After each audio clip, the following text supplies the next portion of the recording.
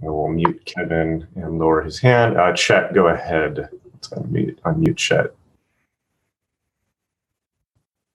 Hello, Chet. You are on. You are on.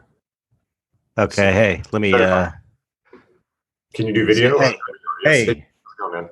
How you doing? Pretty good. I had a question that maybe you can help me with. Since I've been a little kid, I've been able to do this thing where I feel like it's really hard to explain, but I feel like I am doing something at the base of my pelvis, and it causes like a feeling of energy to come up through my body and out through my hands. Like I could do it at will any second. I could just kind of like I just did it right now. And I feel this sort of like static electricity thing around my hands. And I was wondering if that, relates to anything in a magical context. Cause it sort of feels like, ooh, I got magic coming out of my fingers, like the classic. Yes, it does. What are you doing with your pelvis? What are you doing with your pelvis? I can't explain it. It's almost like I'm relaxing muscles. Okay. But it's like nothing's contracting or moving down there. It's weird. Muscle? It's like or where? Just like down, like at the base of my spine. Like I guess, kind of. It doesn't even. It's like I do it. It's really hard to explain. I do it, and it doesn't feel like anything's moving, but it feels like I'm doing something down there. Okay. It's hard to explain. Okay, so it's a muscular movement or a visual? It's like it's not really a muscular movement. Like no muscles are moving, but it feels like something. Like a concentration of energy. Yeah, it's weird. It's weird. It's like this automatic. It's like how you move your arm, and you're not thinking I'm going to move my arm. It's just like I kind of think this thing and do this thing at the base of my pelvis, and it just kind of opens this little. And I don't know. It's hard to explain. That's why I'm asking you, I guess. Well, I know exactly what you're doing, but I just wanted to clarify. I want to clarify the causative motion that you're doing. Like, so it sounds like it's a muscle relaxation, not a contraction. Yeah, I guess, but it doesn't feel like it's doing anything muscularly. It's more like on this other level or something. Feel it like as an energy or a vibration? Kind of, yeah. And what is the energy? Do you have descriptive qualities about it, like color or texture or motion? No, I don't really.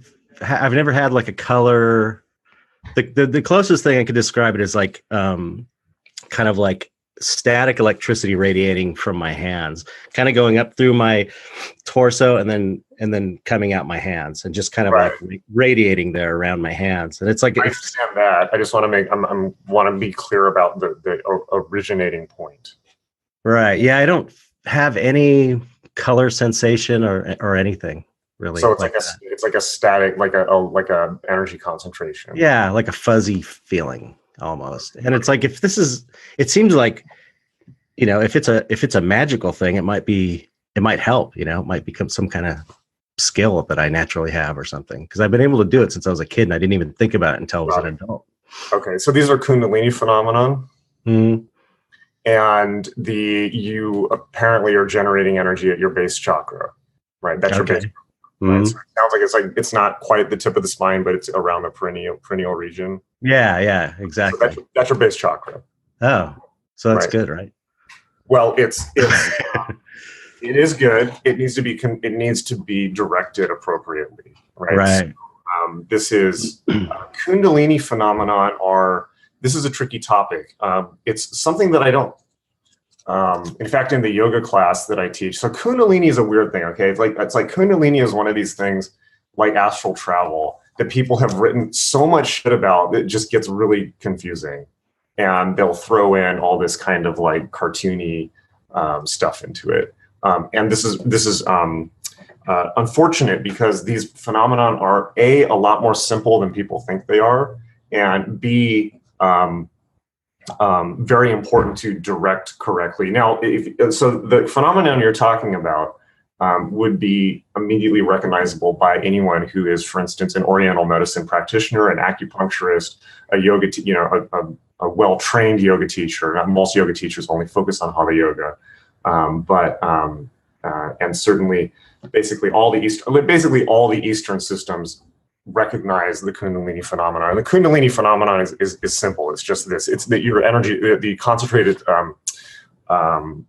energy of your nervous system, right? And lots of magicians will experience energetic phenomenon, but they get all kinds of weird ideas about them. It's like what you're really feeling is what you're really feeling is the overlap between your consciousness and your not just your brain, but what you're beginning to understand is your entire nervous system is to a large extent your brain, right? Does that make sense?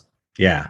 So now, for most people, Kundalini, so you understand the chakra model is from up here all the way down through the base of the spine. So for most people, it's constantly downward manifesting, right? And so from birth. And then that, of course, this is, in Sanskrit, they refer to two types of people, Pashu and Vira, right? Pashu means cattle, and Vira, hero, right? And it basically, their point is that for most people, they're constantly manifesting their energy downwards, and it manifests out into the world through sexual activity, productive or non-productive, and for most people's cases, through children, right? And our Kundalini energy is passed forward into the future in the form of children. For spiritual practitioners, they reverse the current. So for you, what's happening is very interesting, right? Because what's happening is you are innately generating energy from the base of your Kundalini, and you're directing it upwards instead of downwards. Or in your case, it is coming down from down, right? Concentrating at the base. But at least when you do this, instead of expressing outwards, you're directing it back upwards and through your hands, right? Now, part of this may be either causally responsible or because of the. This is actually really interesting. So this is very not standard to direct. So you have chakras in both hands. This is not commonly known knowledge, right? But they're minor chakras. They're not the 7 main ones, but they're chakras in your hands. So everyone on the call can experience this, by the way. Here's a really easy way to experience this. You rub your hands together like this. I recommend doing this.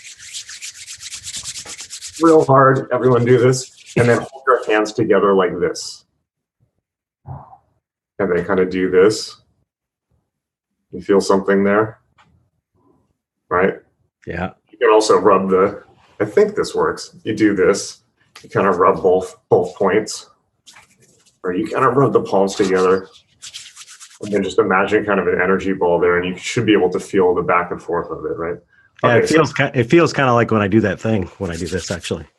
Right. So there you go, right? So the thing about the palm-based chakras is, so it's interesting. So I'm relating this maybe to, because I know you work as an artist, right? So you're directing. Right. So what you may innately be doing is redirecting reproductive energy through your hands. Oh, that's a trip. Yeah, because I mean, everything I've done artistically has kind of been a two-handed thing for the most part, like sculpting and playing music, playing guitar, and everything I've done since I've been a kid, really. There you go. So I think what you're doing is innately redirecting your life-creating energy back out through your hands into artistic creation, right? Wow. Yeah. So I haven't seen that one before, but I can see how that would work. For most people, though, and what you may want to experiment with is, instead of terminating it at your hands, because essentially what you're doing, right, is you're using your life energy to create art, right? And it's still being expressed outward, and in a sense, I don't want to say lost, but it's manifesting as art, right? So if you want to think people use this energy to manifest more human beings, you at least currently are using it to create. You're burning your life energy to create art. Right. It's an interesting modification, right? And sounds about right. Yeah, I love doing these calls, right? Because, like, for instance, the last one, like 2 weeks ago, I think we were on that call. I was talking to somebody who was, talking about contacting angelic realms and experiencing just beneath the skin. Right. This is fascinating, right? Because we can all learn from each other. Because, like, in theory, anybody can do, if you're aware enough, anyone can do the same thing. Right. So, while we were having that call, like, a lot of people were probably experiencing the same thing. It's like, well, okay, this guy's really good at something, right? He's really good at that. So if you copy what he's doing, you'll feel the same thing. So in this sense, presumably we could learn from you. It's like, okay, well, let's see, like, you read, like, that feels really good, right? That's a really cool trick, right? Yeah. So what you want to be, so now you can just be aware of it. Right. But what you may want to experiment with is keeping the energy within the central channel, right? Because somebody, a yogi or a monk or something like that, what they do is they send it all the way up through the spinal channel here or here. Right. I've had that happen one time or more than one time, like during psychedelic trips a couple times. And one time I had, when I was kind of actually getting into chaos magic, but I didn't realize it was chaos magic. I was kind of making it up as I was going. And this is probably in my early 30s, so 15 or 20 years ago. And I got stoned. I smoked some weed and I started meditating. And it was like this big pink fuzzy, I had this clear image, this big kind of ball of energy went up through my whole body. And when it got to my head, I just saw like pink, this kind of like purpley pink, and it went up through my head and it was really, really strong and kind of like a spontaneous thing. And I always thought that was probably like a Kundalini thing. Yeah, definitely. Right. So it was transcranial or stayed in your head? It kind of went up and passed through me. Yep. There you go. You know? Yeah. That's the seventh chakra, right? Right. So the thing is, if you stay up here, you tend to demanifest because there's no ego up here. So you lose your personality, and it becomes. This is why monks basically become monks, right? It's just kind of like a body moving of the energy, right? Right. And this is why most people, in the world keep their energy manifesting down through the lower channels, and then that is what produces, jobs and families and houses, cars and all of this. Yeah. And so it's important to realize people also make this mistake of thinking, oh, there's something inherently better about redirecting it elsewhere. Magicians always get into trouble because they think that they can redirect it enough to get certain cities and things like that, and they think they're special or have some type of special status. It's like, no, you're just you're using the energy to do different things, right? So, for instance, in your case, you're manifesting your energy out here. What is important to be aware of is you're using the same amount of energy that somebody else would be using elsewhere. So, in your, for instance, are there areas in which you feel blocked or frustrated?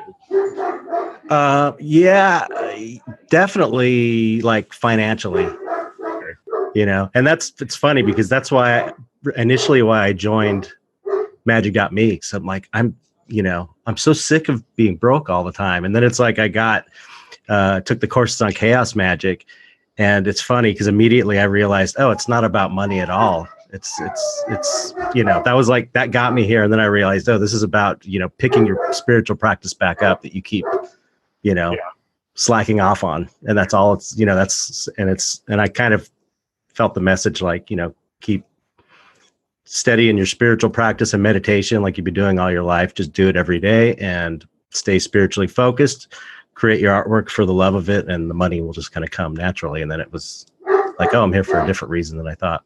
Nice. Well, but I